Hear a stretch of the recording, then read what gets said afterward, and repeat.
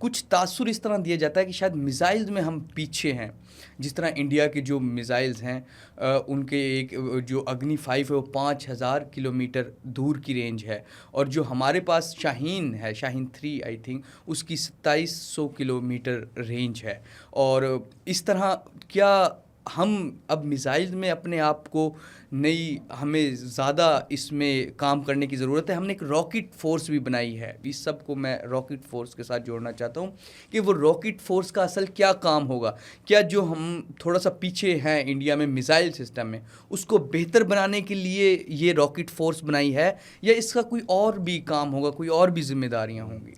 I think ये तासुर कि हम रॉकेट में पीछे हैं मिसाइल्स में, ये इसलिए बना कि इस जो मार्का हुआ था इसमें इंडिया ने, चूँकि जहाज़ों से तो उसको कामयाबी नहीं मिल सकी जो कि मेन फोर्स थी, तो उसने फिर ब्रह्मोस मिज़ाइल का इस्तेमाल शुरू कर दिया।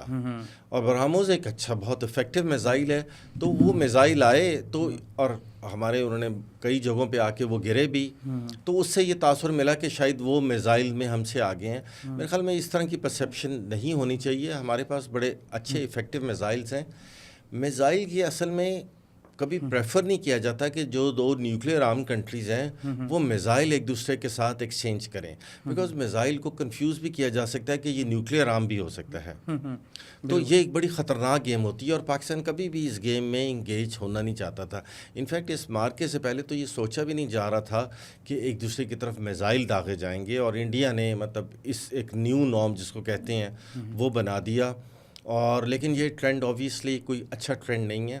लेकिन आप अगर उनके पास 5000 किलोमीटर वाला अग्नि है तो उससे हमें तो कोई फ़र्क नहीं पड़ता। हमारी तो वेट थी बहुत कम है, ठीक है, वो तो कहीं जाके यूरोप में गिरेगा। यूरोपियंस को डरना चाहिए उससे, या मिडल ईस्ट को डरना चाहिए, हमें नहीं। हमारे पास जितने हैं वो इंडिया के मतलब एंड तक जा सकते हैं, और दे आर स्पेसिफिक।